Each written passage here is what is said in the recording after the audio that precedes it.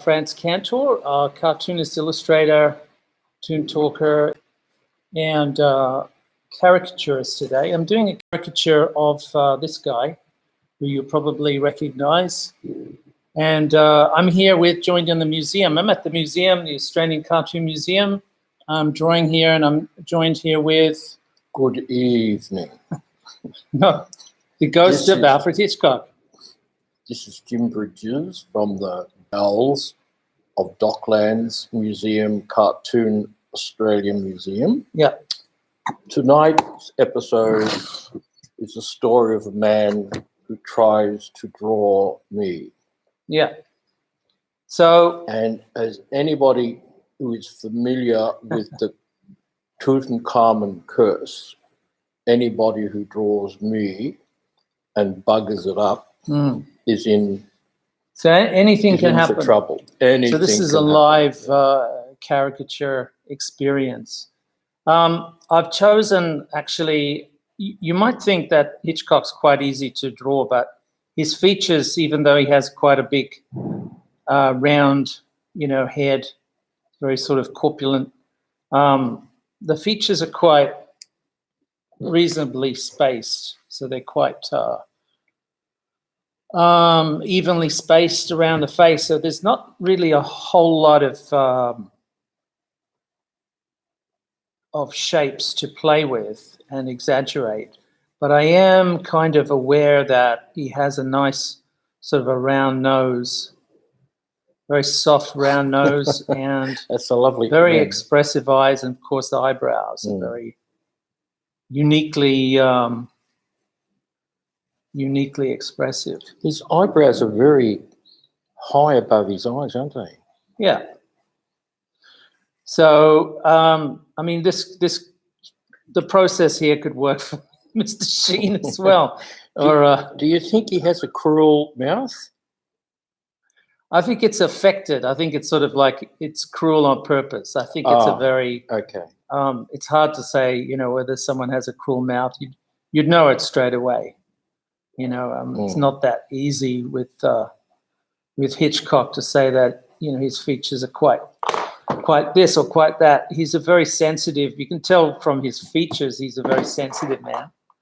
There's a lot of thought and feeling and in his work, So tell me a little bit about his work. We'll talk about the process in a little bit. I'm just trying to block out certain shapes here that I'm identifying as relevant to the story of his face, his pencil story. If you wish. He's probably the most famous film director in the world. And that's with everybody. That's the fans, and that's with the film buffs and people who just don't really care about films much, And it's a combination of a lot of things, I think, because he's such a great filmmaker. And one of the best things I ever read about films was the book that of interviews that Truffaut did with him, the French director. Yeah. And I just thought it made me think so much about cinema and what it actually is. And yet it's just interviews with a man. And there's hardly any visual stuff in it at all, really. So what about cinema? What's his take on... Well, like a lot of great filmmakers, he started off in the silent era and he had to tell the story without words. I mean, they had titles, which would help the story on, but they didn't have vocaling, So he had pacing. He used pacing a lot, and but he had to tell the story visually. Yeah. And all those guys who started off like John Ford and him, and the Ozu and all those sort of guys, they. But we keep coming back more to Hitchcock, don't we? We watch a lot of Hitchcock. Yeah, well, everybody has. And, don't we? Consume a lot of Hitchcock. I think everybody's going to listen to this has probably seen North by Northwest on a cold and windy Sunday with 10,000 ads, and they've still watched it, Yeah. And, I mean, his name was synonymous with scaring you and, tension in the cinema and all that sort of stuff. Yeah. So I'm looking for things, angles, and details. I'm blocking it in. I think the his moment. lips and his chin look really terrific in the photo. Yeah, because they're three-dimensional. They pop out. Yeah, they really do. They really stick out. Yeah, it's like flying buttresses on it's like they're Gothic cathedral. It's neck and neck between the chin and the nose from the photo. Yeah, well, the chin is. Let's have another look. So the chin is overshadowed by the features of the face. If you look at this, his head is sort of like a. I was going to say a breadfruit, like a eggplant. So if you think of him as an eggplant, right, with tapering down to where the neck is. So it's an eggplant sticking out of a collar. That's the sort of concept that is easy to conceive, right? This is just a quick little note that I've put together to try to make some kind of a statement with a shape. I've since, though, quite liked the tilt of the head, so I'm just actually trying to work that into the picture as much as I can. The tilt makes him look more arrogant, and arrogant. And looking arrogant or arrogant. Arrogant, and looking down on the world, and Yeah. The master of suspense. Well, it's kind of a more of a. I don't see it as arrogant at all. I see it more as a playful tilt. I'm making his head tilt more than the picture a little bit. I've heard of the Dutch tilt, but the playful tilt. Dutch tilt. Tell people about what a Dutch tilt is. I'll leave that to you. That's a film term. Yeah. Where you tilt the camera for an effect, a dramatic effect in the story. So it's to give it more unease, like, hey, we're falling over. We could fall over at any second now. Yeah. And the story can go kaplop. So caricatures are really funny because what you do is you change the parameters of all the elements of the face. So you're not really looking for exact proportions. You're studying the proportions and changing them on the fly. So is this one of your tight caricatures? It's tight-ish, yeah. I mean, I could sort of expand it even more, but you don't want to blow out the jowls or the. No, I think it's too easy to do that. Or the cheeks. Yeah, no, I think it's too easy to do that. He's got some lovely little textures in his face, like, exploded veins and stuff here and there. But I think overall I might try to subdue it and just try to get my handle on his expression. You're going to have to give him a black background, not a white one. Yeah. Because it's Hitch. All right. It's Hitch. Okay, yeah. Well, hopefully or you could do a whole bunch of birds all coming at him, like just with black blotches. Yeah, we could do that. If we had a lot of time, I want to try to finish this in under an hour. I'm not the quickest drawer in the business. In the West. No, I'm not slow, but I am very methodical, I guess, is what I was trying to say. All right, we're pushing on. What am I using as materials? I'm using a Strathmore grey paper pad. This is usually reserved for like pastels, but the idea behind this is use this 3 crayon method, which is something that is perfected by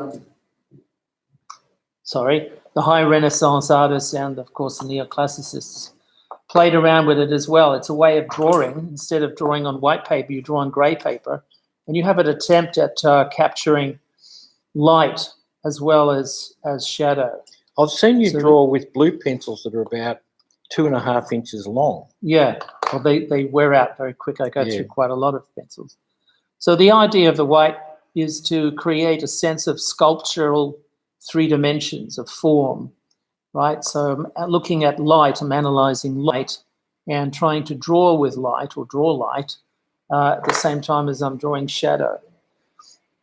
So that's all it means. It's just, 3 color pencils rather than a graphite pencil trying to Do it all.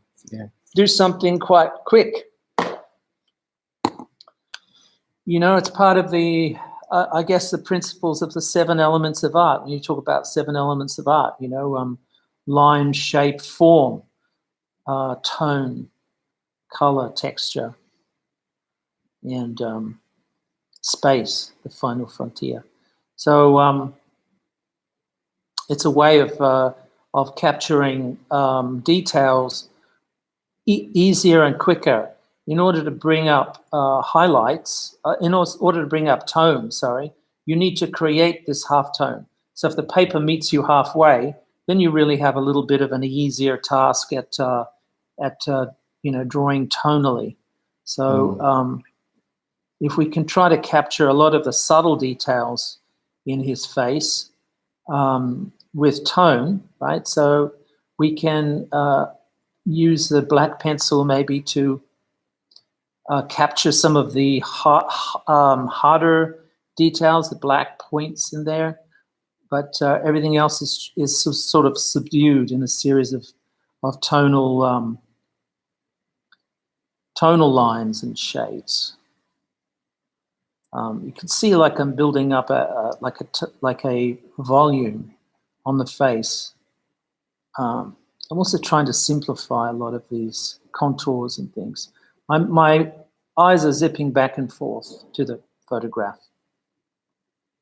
So try and, when you're drawing, try to keep your eye on both What the sort target and the what sort origin. of percentage do you think you look at the picture, of the photo, the source material, while you're drawing it? So if it takes 50 minutes to draw, Yeah. do you think you spend half an hour looking at the... Because I've watched people draw live, and they might look at the person 3 or 4 times, that's it, or sometimes just a couple of times, and they just say plough through the... It's like they take a snapshot and they're hanging in their head, That's exactly what happens. Yeah. I haven't got anything in my head. That's the problem with me. Nothing in your head, eh? No, I can't remember a lot of stuff, so I've got to... without a shadow... See, I got to keep the reference quite close to the end result, to the drawing, because otherwise I'll start to drop vital features out. I feel like I'm traveling too much. My eyes are moving around too much, so I'm not actually concentrating enough on the details to make a difference. It's important to always refer to something that you're not familiar with. Always go back to it. If it was a cartoon, if I was exaggerating this and simplifying it even more, then my eyes would be less on the source material and more on the drawing. So it's a matter of taste of what you're doing at the particular time, of, whether you're simplifying or exaggerating. So caricatures, for me at least, are very much a process of two approaches. One is simplification, which is it actually means that I'm sort of using symbols or shortcuts, or a graphic design approach where you try to cut out the clutter, the unnecessary detail, and go for a single communication, single visual direction. So it's simplifying, using symbols and cartoon, knowledge of cartoon to have an effect. And it's also exaggerating. But in order to exaggerate, you need to work out where's your point of departure. Where are you exaggerating from? Are you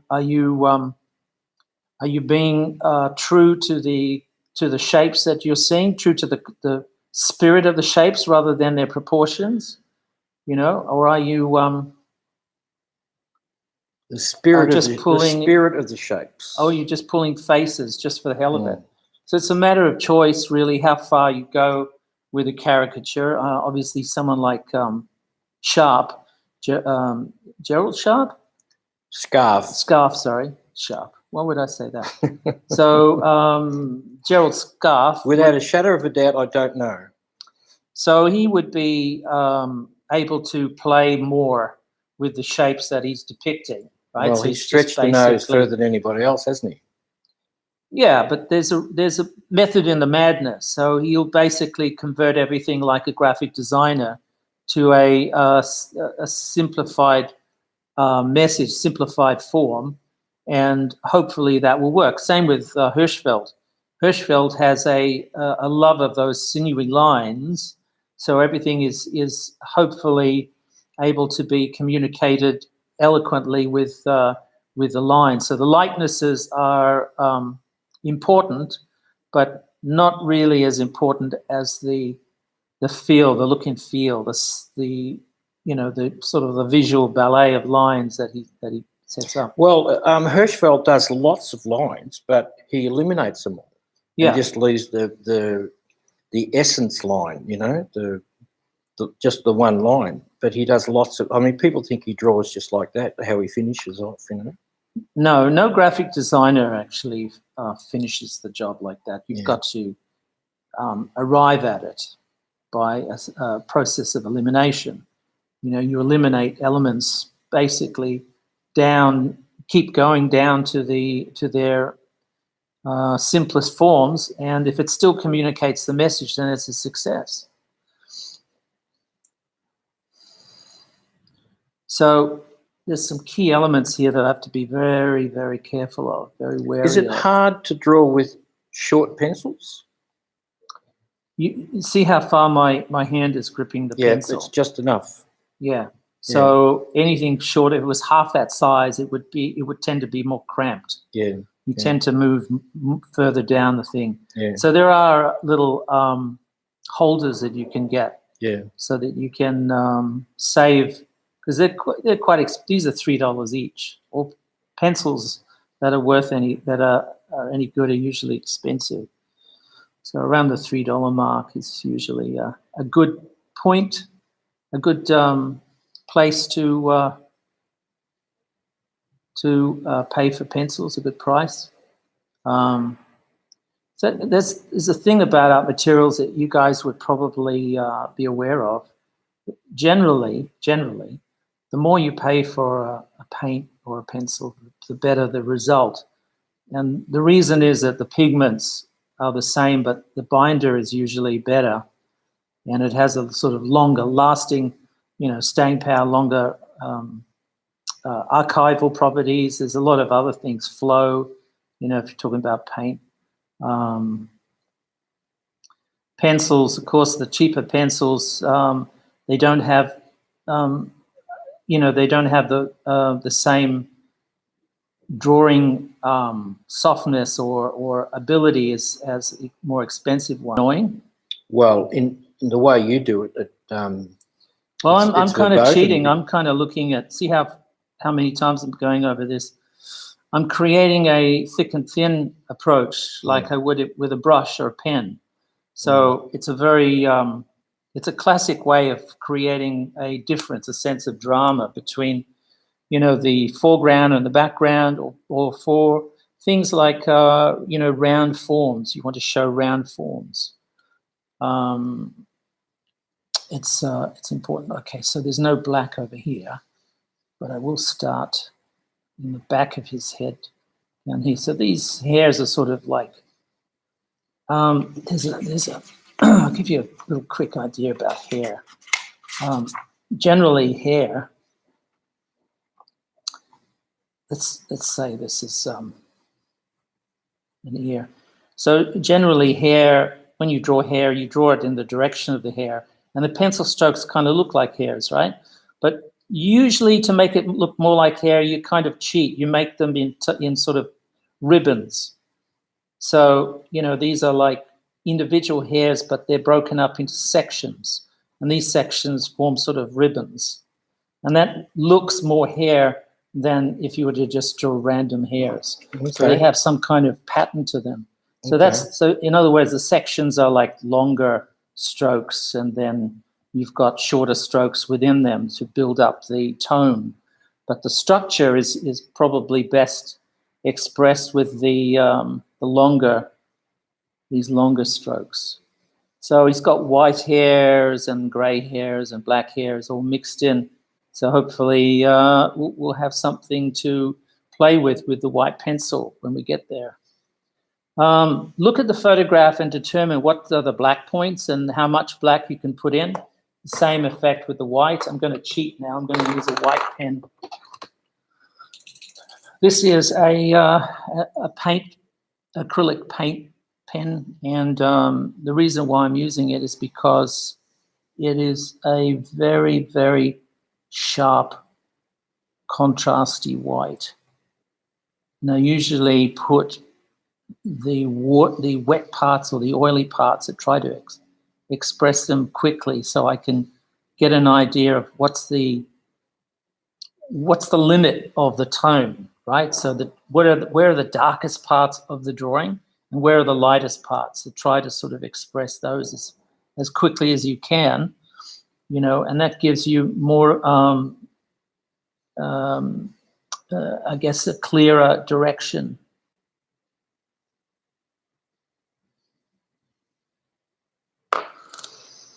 So not finished yet by a long shot. I'm trying to, I've got a bit of more drawing here with the brown pencil, so I've got to bring up the tone. You can see with the brown pencil, it's having a nice attempt at flesh tone. This is what I mean by the pencils themselves. They have a really good handle on 7 elements here, because it's not just the tone that you're working on in the form, right? You're actually creating a sense of color. And really, a lot of the, you know, Renaissance painters like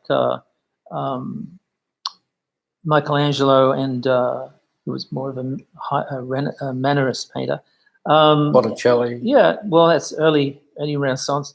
Da Vinci would have done tonal painting, tonal drawings, so that you could work out a lot of your structure, right? Light and dark. What's light and dark in the final painting that you want to say? Chiaroscuro.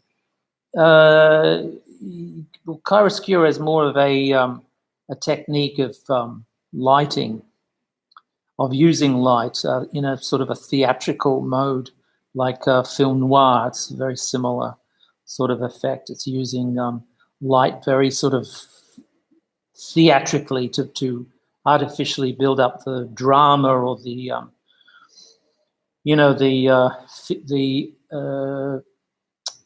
what's the word? The tension in a scene, right? In a film noir. In a painting or a photograph, chiaroscuro, right? So you're actually, it's a very theatrical way. It doesn't really work for a lot of different, subjects. The same with film noir. Film noir works with film noir subjects, you know, gritty detective plots and whodunits and, you know, dramas, war dramas and murder mysteries and that sort of thing, where you need that sort of heightened sense of drama. I don't think it's ever been used for horror, actually, because it's really, it's kind of become synonymous with crime fiction, like, you know, pulp style characters, like what was Maltese Falcon? Him. John Huston. No, John. Oh, Bogey. Yeah, Bogey played a character. Oh, yeah. Tough guys. Yeah. So you remember the character's name? Well, Sam Spade. Sam Spade. Yes, thanks. Sam Spade. So I actually saw The Big Sleep the other night. Oh. It's very much of that dramatic, over-dramatic element. You know, it works for some subjects. That's Warner Brothers, isn't it? Big Sleep? I believe so. Because they had this wonderful use of their music in their films. Tension, a lot of tension, you know. Yeah. So it's really important, really, to, you know, think about what are the elements that you want to work with in the drawing. So if there's anything that you can... Philip Marlowe and Yes. Sam Spade. Yeah, so they're like pulp detectives from the 40s, 30s, from the 40s, I think, not the 30s. That would be a different era. So film noir was a really strong, unique, started, I think, in America. Let's had get a very German. Yeah, well, that's where horror films come from. I mean, a lot of them. The Cabinet of Dr. Caligari. The sort of, they were still using some of the lighting in early, James Whale films.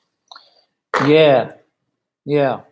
Anyway, let's get back to Hitchcock. I mean, what's your favourite Hitchcock movie and why? Okay. Easy peasy. I'll tell you why. Saboteur. I love Saboteur, and the reason why I love the ending of Saboteur was beautifully storyboarded. This ending had no sound at all. That's right. When he falls away. Yeah, he falls off the Statue of Liberty, the bad guy, and he's being saved by the guy he framed. Yeah. But he just couldn't do it because of the thread. It was just that whole scene.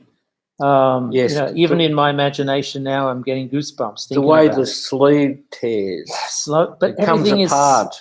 Everything is in silence. Yeah. Well, it's a bit of wind there. Slight. A bit of wind in there, yeah. But no music, no dramatic sting. Yeah. Your attention, you're just riveted. You're sitting on the edge of your seat, watching this thing happen in front of you, And even though he's wicked and he deserves the ending, it's done with incredible humanity, because you can see the desperation in Fry's eyes. See, I even know the name of the guy. So I watch that quite regularly. I watch that film. It comes with fries, does it? It does. You want fries with that? So I watch that quite regularly. Who was the actor? Dana Andrews? No, it's Robert Cummings. Yeah, he was also in your favourite Hitchcock film of all time, Dial M for Murder. Dial M for Murder, yeah. So he's kind of like a lightweight wise guy. And he's a lightweight wise guy, yeah. So he's good with the quips and the wisecracks, but no one sort of he's not threatening with it, because he's lightweight. Very interesting character, and I forget the girl's name, but she was awesome as well. She's very good. And I can't remember her name either. Yeah, it starts off with a fire, doesn't it? Yeah, there's a fire, and of course, and he goes on one of those. He goes on those extended journeys that everybody's chasing him, and he grabs people, like the girl. She's just Well, everybody does. He was doing that sort of thing. I mean, he does it in a lot of his films, and he started off doing it in 39 Steps. 39 Steps. Yeah. Who was that? Robert Donat. Yeah. It's funny.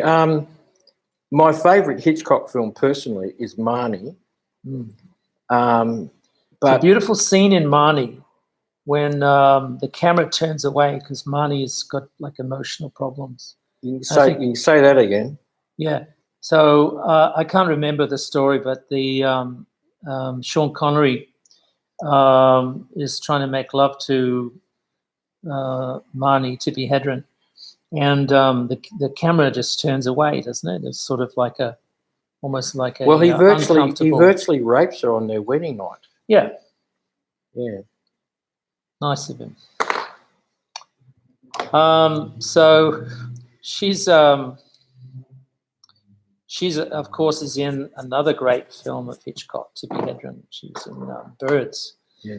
And you can't really say enough about Birds. That's like a masterpiece. Well, a lot of people wonder what the hell it's all about, but it's about Rod Taylor and his mother. It's about his mother, the relationship he's got with his mother. Yep. And another woman comes in. That's what it's all about, I reckon. Well, no, it's about the birds. Oh no, it's not about the birds. That's just That's just to get them in, you know.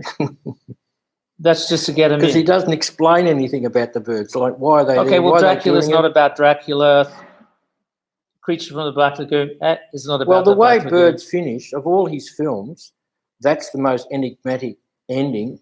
You know, there's some... And I've had but there's dozens of people in my lifetime ask me when you start talking about enigmatic ending. you know, what the hell is Birds all about? Why does it end that way? Why does it have to be anything about other than the birds? I don't get it. Why do you want to psychoanalyze I know, but there are... a film to the extent where You you don't have just to destroyed it? psycho. I mean, but people need some sort of release, like... But why not just watch the film and get a release? Why Well, do they you get have in to the car and they psychoanalyze it? drive away. That's it. End of story. Happy ending. Right? I mean, there's a scene in there, I think in the book or something. Daphne du Maurier wrote the book. Yeah. Yeah. So there's a scene, apparently, I haven't read the book. There's a scene where... Oh, the birds are on the Golden Gate Bridge. Yeah. So, you know, what does that mean? Does that mean it's a lot wider than people think, this phenomenon? Yeah. Is it caused by sunspot activity? Nobody knows. You know, is it the end of the world? No, but it's pretty nasty. And there just seems to be, I mean, I can the imagine fact is Alfred Hitchcock looking up from hell thinking, oh, the coronavirus, God, I could make a great film here and scare the daylights out of everybody. Yeah, you don't need a Hitchcock to scare us. We can do that pretty much ourselves at the moment. Yeah. So I hope you guys are. This is an activity that we're. So you keep on looking at Saboteur. Saboteur. Yeah, Saboteur. Yeah. I like Stay at 39 Steps. I probably see it a couple of times a year, and I never get sick of it. And I always see stuff in it. You know, he's a great director. The Kenneth one or the which version are you talking about? Well, his version. He only made 39 Steps once. Did he? Isn't there another version? Oh, there's lots of versions. Right, but they're not Hitchcock's. No, I mean, he made The Man Who Knew Too Much twice. Right. And what's the other film he made? Is it Secret Agent he made twice? I can't remember. So who's in The Man Who Knew Too Much? Is that well, it's Doris Day and yeah, that's where Que Sera was. Right. And Jimmy Stewart. Jimmy Stewart. Oh, Yeah. Jimmy Stewart. Oh well. So we should do Jimmy Stewart. Actually, it's funny because in the film How the West Was Won, Yeah.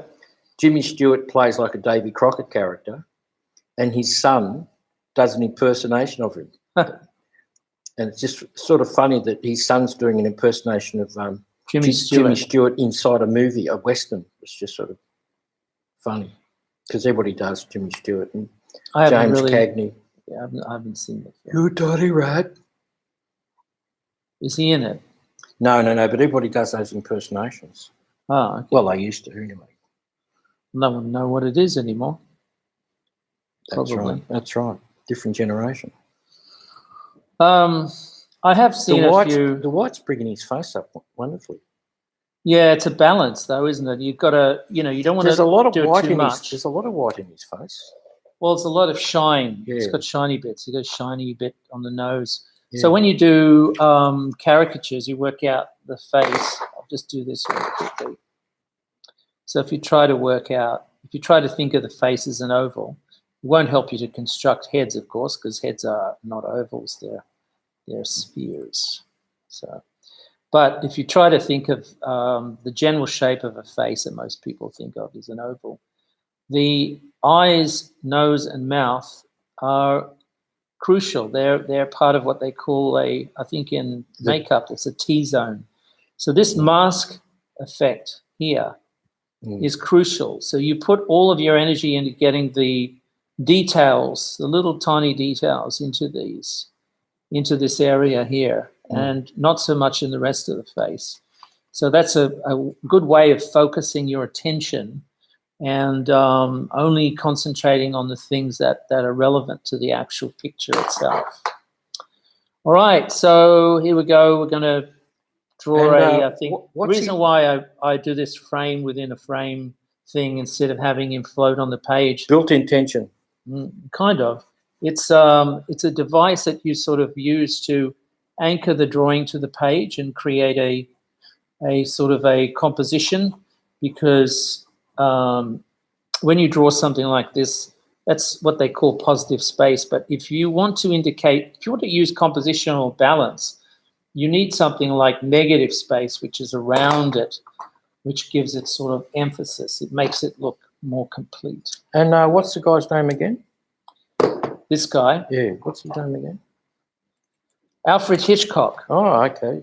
Because you mustn't forget the name of the guy? You've got to write his name down underneath it. You know. Oh, that's a good point, yeah. Hitch. No. Alfred Hitchcock. So, I forgot to sign it too. Yeah, put your signature. So, Alfred Hitchcock, you probably got other films that you like, and, they maybe ask the viewers if they're interested. Maybe we'll do another caricature of another Hitchcock, of a Hitchcock film, of a character from a Hitchcock film, one of the others. Yesterday we did... you could draw the MacGuffin. You could draw the famous Hitchcock MacGuffin. What is that? It's a plot device that goes nowhere. Oh, is it? Like in The Man Who Knew Too Much, he's trying to track down these people who've kidnapped his son.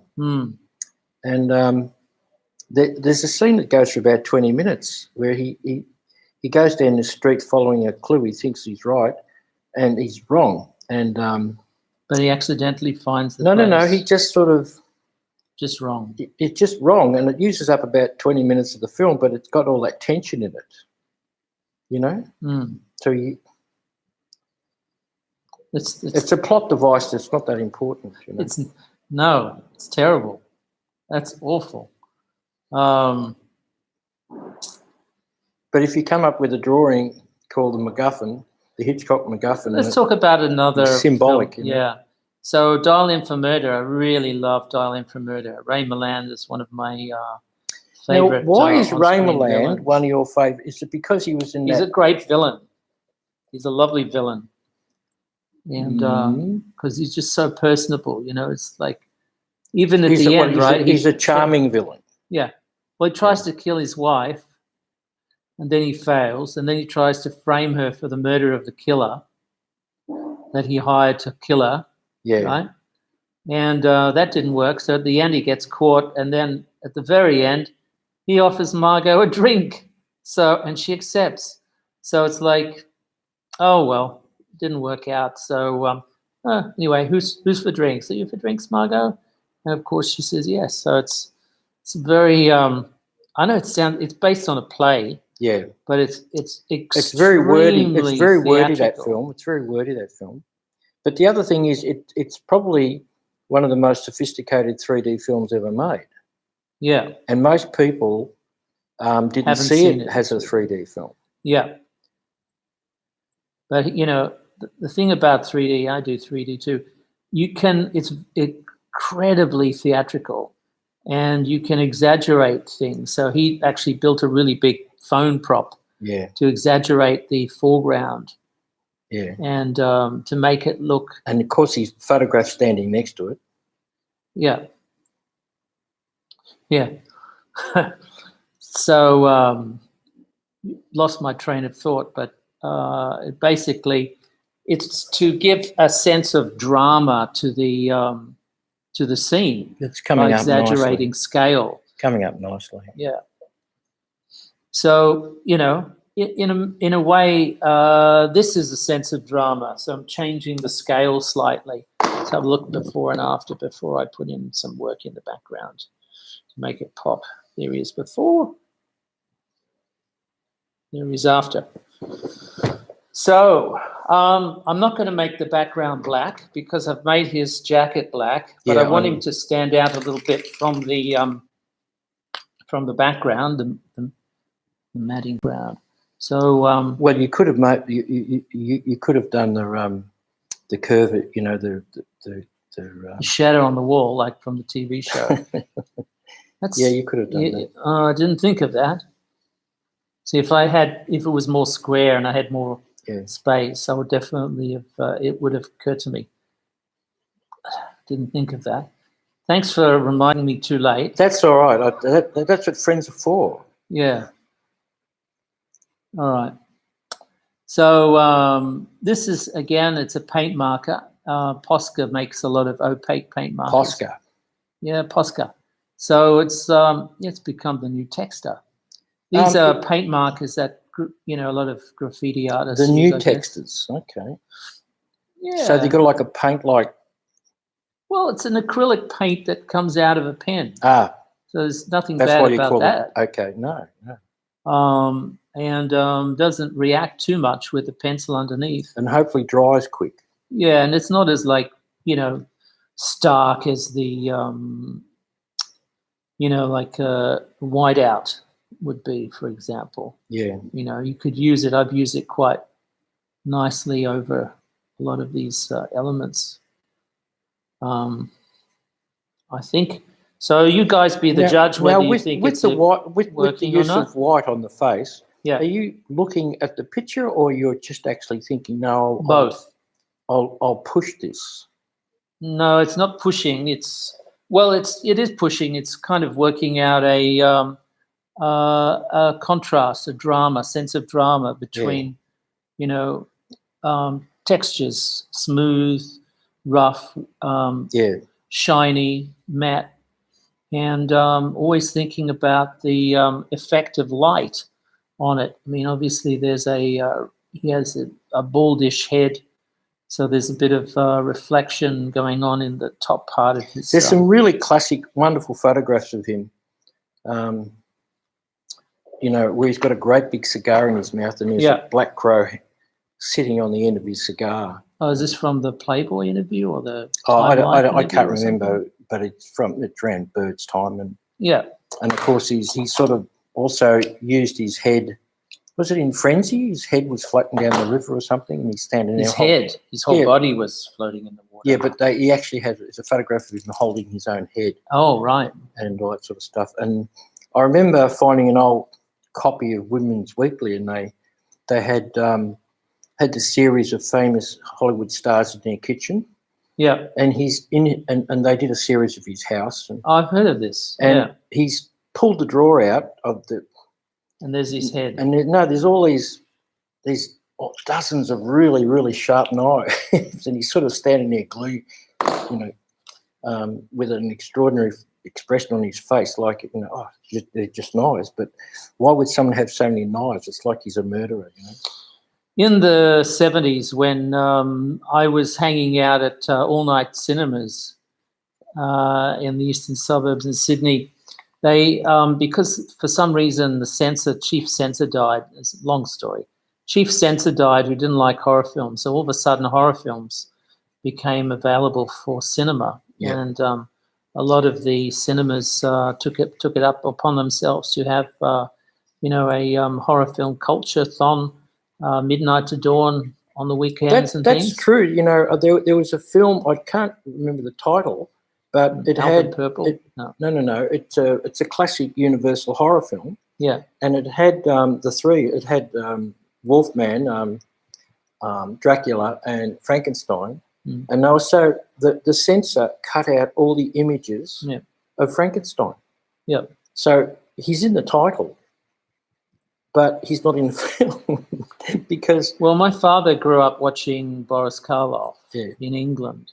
And he looked forward to sharing that experience with me on TV, but it was always peppered with ads and censored and really sanitized and stuff. Yeah. So he sort of didn't get his way in the end. But I did manage to see all of the Universal films in the 70s in a like a film festival, Midnight to Dawn. And the following week, they were going to show some Hitchcock films. Yeah. And they used the Psycho advert, which he did, beautifully advertising Psycho. Oh, yeah, a masterpiece of that advertising. Yeah. Yeah. So, it's very funny. It's very I could funny. imagine how successful that would have been in the He walks early in. You see, the other 60s. thing is, Psycho was the first time, I think, in American movie that they used they filmed the toilet. And in the ad, he just walks in and looks at the toilet. He just looks at it. Something happens here. You don't want to know about it. So I'm thinking, he's trying to show you without spoiling the spoiling the ending. All right, this is Frantz Kantor. Well, that's it, is it? Well, okay. yeah. Well, let's have a close look. Yes. I can't think of anything Fair more enough. to do. Let's have a look at Alfred Before and Alfred. after. Okay, Yes. so I love the lip. I love the lip. Yeah, he's very. He has a good a dramatic sense of importance. Yeah, he does. Yeah, and for good reason. Yeah, for good reason. So this is Frantz Kantor and Jim Bridges. Jim Bridges, the president of the Australian Cartoon Museum.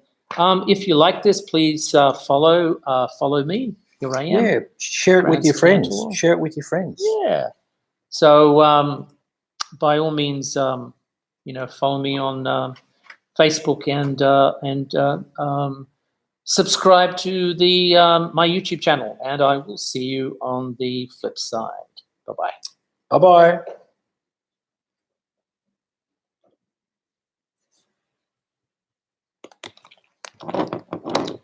Why is it reversed?